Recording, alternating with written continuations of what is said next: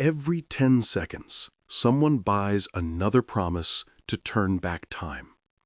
We spend fortunes to stop something that was never meant to be stopped. We freeze faces. We chase youth like it owes us something. But here's the truth. The harder you fight age, the faster you lose life.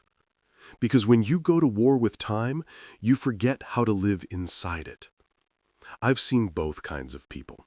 The ones who fear every gray hair, and the ones who wear them like medals. The second group always wins. Age doesn't make us sick. Denial does. And maybe what we've lost isn't youth. It's the grace to see beauty in the mirror we've outgrown.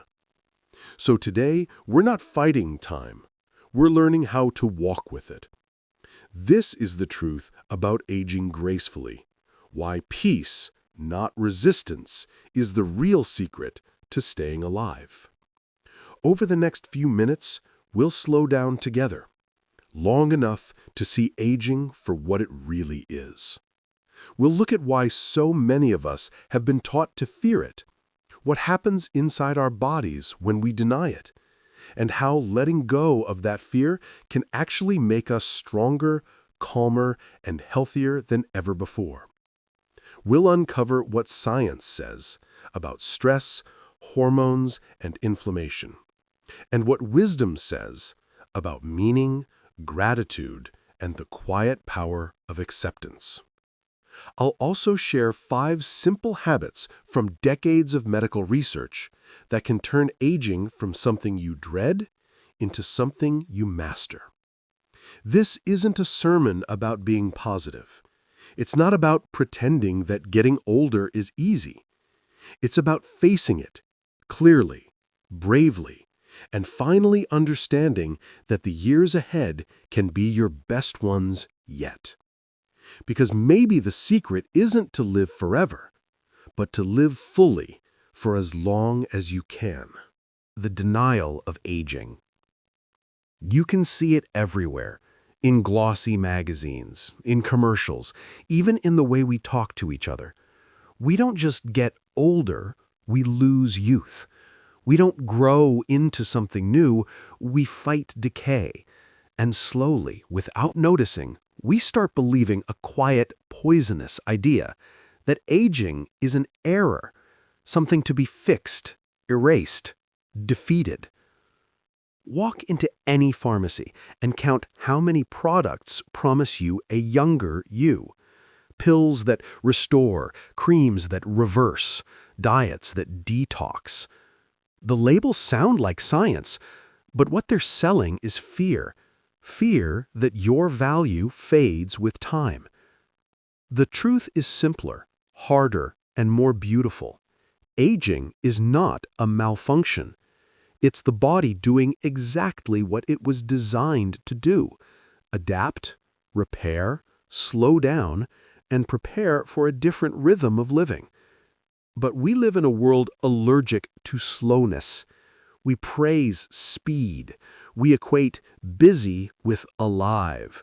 So when our bodies start whispering, "slow down," we panic because we've been taught that stillness means weakness. Most people don't realize how early this denial begins. It starts in small, quiet ways. The 40-year-old who hides her birthday. The 55-year-old who says, "I don't feel my age," as if age were a disease. The 60-year-old who spends more on anti-wrinkle serum than on fresh food. These are not vanity. They are symptoms of a culture that worships youth and forgets that youth is not a virtue. Youth is a moment. Wisdom is a choice. In medical practice, I've met patients who would rather gamble with untested supplements than trust their own bodies. One man, 63, asked me if stem cell injections could make him young again. I asked him why he wanted that so badly. He said because everything that matters seems to belong to younger people. That's what denial does. It doesn't just take your money. It steals your dignity, by convincing you that your worth expired with your youth. This fear of aging didn't appear out of nowhere. For the last 50 years, medicine, media, and marketing have all told the same story, that aging equals decline, decline equals disease, and disease equals failure. So we built an economy on fighting time, but time always wins. The tragedy is not that we grow old, it's that we grow ashamed of it. Think about it. The strongest people I know are in their 70s and 80s. They've buried friends, rebuilt families, outlasted pain, and still wake up curious. They carry a kind of quiet confidence that youth doesn't understand, yet society rarely shows them. We push them out of our view, out of our screens, out of our conversations, out of our ideal of what's beautiful. And the result is a generation that feels invisible. But invisibility doesn't start when others stop looking at you. It starts when you stop looking at yourself with kindness. Denial feeds disease. Stress, shame, and self-rejection are not just emotions, they're biological toxins. Every time you stare at the mirror and think, "I'm not who I used to be," your brain releases cortisol. Your body interprets rejection as danger. Your immune system reacts as if under attack. The body doesn't know the difference between a predator and your own self-criticism. It only knows it's unsafe. And over years, that quiet chemical war breaks us down. Our sleep, our digestion, our hormones, our hearts. So no, growing old doesn't make us sick. What makes us sick is pretending we shouldn't be aging at all. The denial keeps us chasing the past instead of building the future. It keeps us obsessed with appearances while neglecting the deeper repair our bodies are begging for. Rest, good food, movement, connection. When we stop fighting time, we can finally hear what it's been trying to tell us, that maybe slowing down is not decay, it's design. There's a kind of peace that only comes when you stop sprinting. It's the peace of the morning cup of tea before the house awakes, the walk you take just to feel your legs working, the conversation that takes its time. These are not losses. They're the quiet gains of age, proof that you're still here, still learning how to live. And once you stop denying the years, something extraordinary happens. You stop counting them. Why fighting age makes us sicker. Let's talk about the body itself. Not the body in commercials, not the body you wish you had, but the body you live in right now. This body is honest. It adapts. It repairs. It signals.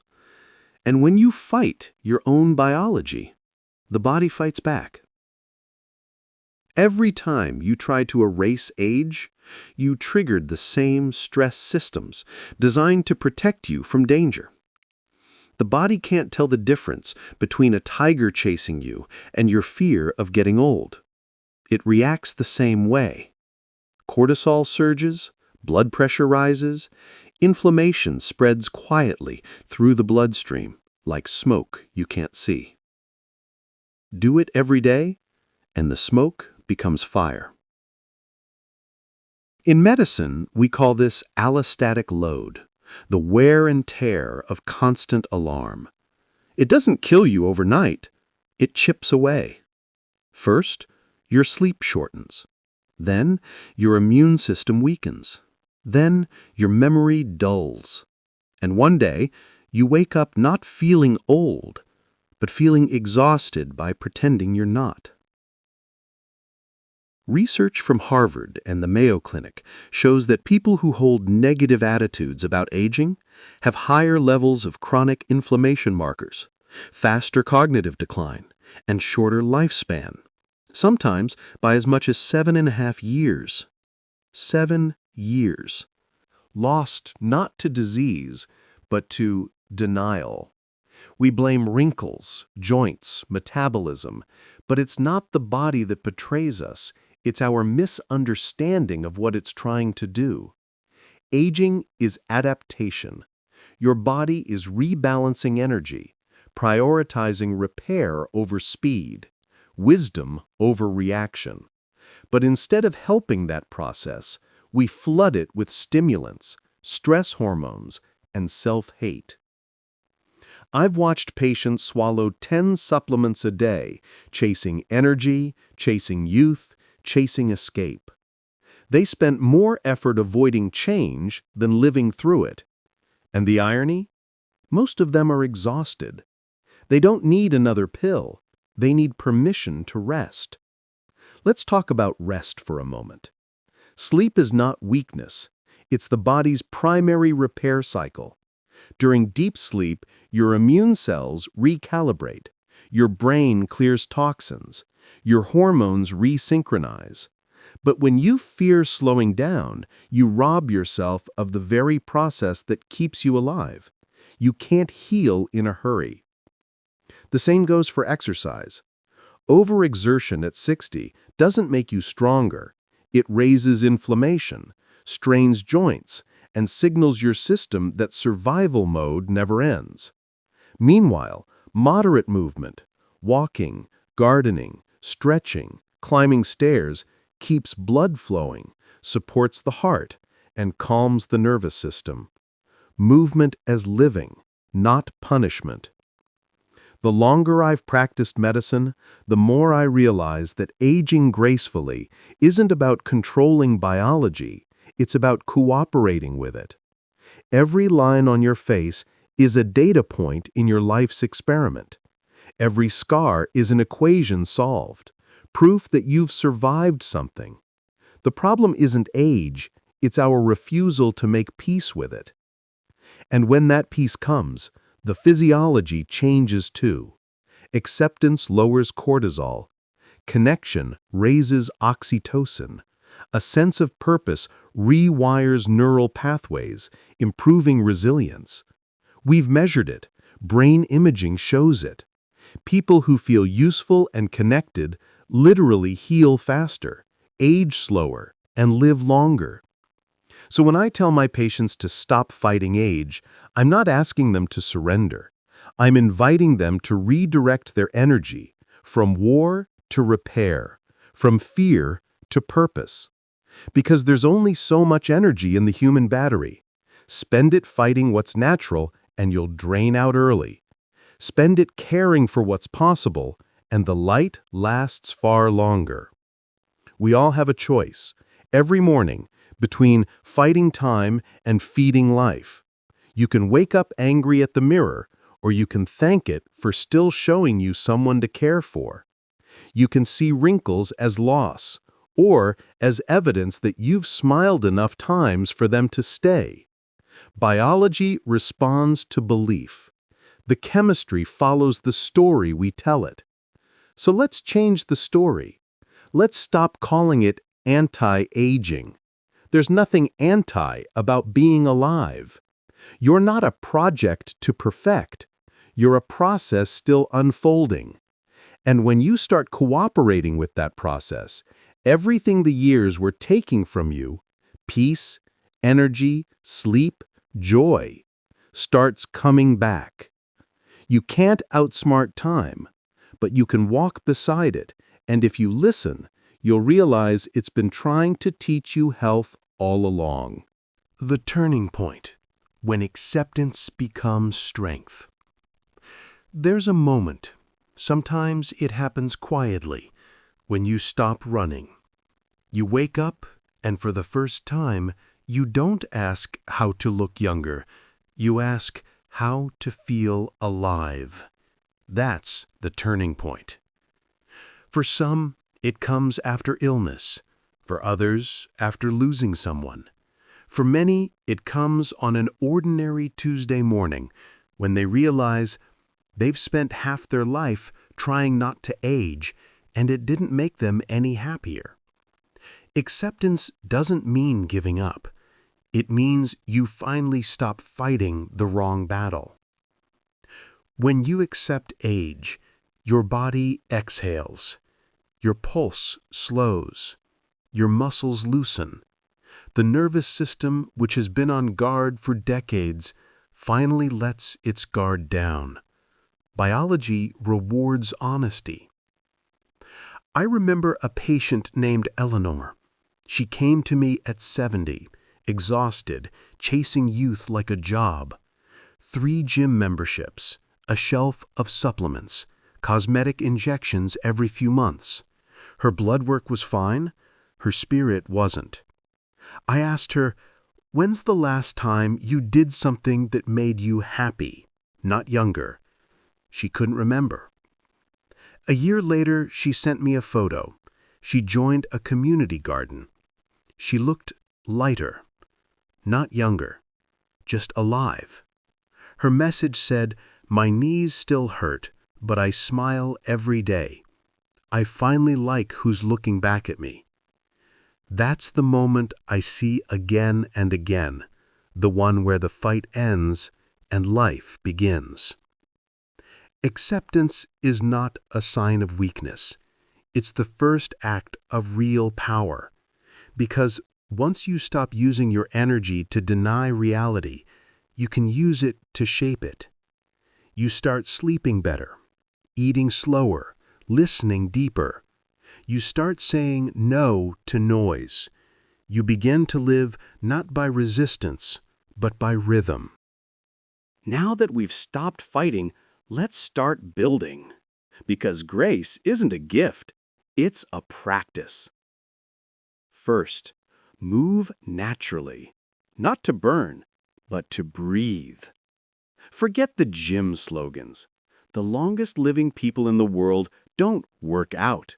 They move because life demands it. Walk when you can. Take stairs.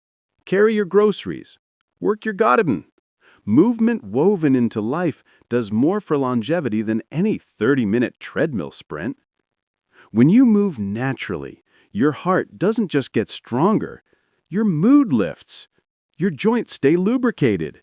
Your mind stays alert. And here's the best part. It's free, quiet, and sustainable. You don't need discipline. You just need purpose. A reason to take that next step. The second, eat like a healer, not a fighter. You can't out-supplement a bad relationship with food. The simplest anti-aging secret isn't in a bottle. It's in your kitchen. Eat foods that calm inflammation. Colorful vegetables, beans, olive oil, whole grains, berries, fish, a bit of red wine with friends. Limit what fans inflammation. Processed food, sugar, heavy meats, constant snacking. Dr. Andrew Wild calls this the anti-inflammatory diet, but I think of it as the kindness diet, because every meal is a chance to choose comfort that nourishes, not numbs. Your body already knows what balance feels like. It's been waiting for you to listen. The third, rest deeply. Let repair happen. You can't heal in motion. Sleep isn't a luxury, it's maintenance. 8 hours of rest gives your immune system time to rebuild, your brain space to clean toxins, and your heart room to slow down. Try this. Turn off screens an hour before bed. Make your room dark, cool, and silent. Go to bed at the same time every night. You'll notice how morning feels different. Not rushed, but restored. Every day you rest well, you reverse a small part of the stress that's aged you. 4. Stay connected. Belong to someone, somewhere. Loneliness is one of the most toxic conditions I treat. It raises blood pressure, weakens immunity, increases dementia risk, as dangerous as smoking 15 cigarettes a day. Connection is medicine. Have dinner with family. Call a friend. Volunteer. Find a community that needs what only you can offer. Because when you feel needed, your brain releases oxytocin, the bonding hormone. It soothes inflammation, steadies your heart, lengthens your life. So maybe the best prescription isn't another vitamin. It's another conversation. Aging alone is hard. Aging together, that's strength. 5. Feed the spirit. Purpose over perfection. Finally, the one habit that ties them all together, purpose. The people who age best don't have the easiest lives. They have reasons to keep living. A garden to tend, a grandchild to teach, a story still to write. Purpose doesn't erase pain. It absorbs it. Every morning ask, what can I give today? The answer doesn't need to be big, it just needs to be real. Purpose doesn't add years to life.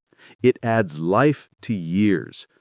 And the moment you find yours, you stop measuring time by birthdays and start measuring it by meaning. These aren't new ideas. They're ancient truths rediscovered. The body remembers balance. The heart remembers connection. When you live by these 5 habits, aging stops feeling like loss and starts feeling like a rhythm. The rhythm of a life still unfolding, not ending. The quiet truth about growing old. Growing old isn't something that happens to you, it's something you do. Every line, every mark, every memory, they're not signs of loss. They're proof you've participated. The years don't take from us, they sculpt us. In youth, we chase meaning. In age, we become it. The world slows, and for the first time, we have the patience to see what it's been showing us all along. That beauty was never in smoothness, but in substance. That strength was never in speed, but in stillness. When I visit my oldest patients, I always notice something. Their homes hum with quiet purpose. There's soup simmering, a radio playing softly, a photo half-faded but still loved. Time lives differently there. It's not a thief, it's a teacher. And maybe that's the truth we've missed while trying to stay young. That aging isn't the opposite of living, it's the evidence that you have. You are not behind. You are right on time. If anything in today's story spoke to you, take a breath, place a hand over your heart, and remember this. Your body is not broken. It's brilliant. It's doing exactly what it's meant to do. Keep you alive long enough to love more, to learn more, to give more. So tonight, instead of searching for the next miracle cream or magic pill, do something simpler. Call someone you care about. Take a slow walk after dinner. Write down 3 things you're grateful to have lived long enough to see. That's where health begins. I'm Dr. Christopher Wilson, and this is Healthy Steps Seniors, where we learn not just how to live longer, but how to live better.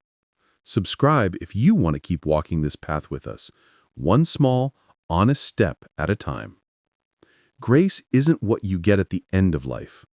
It's how you live it.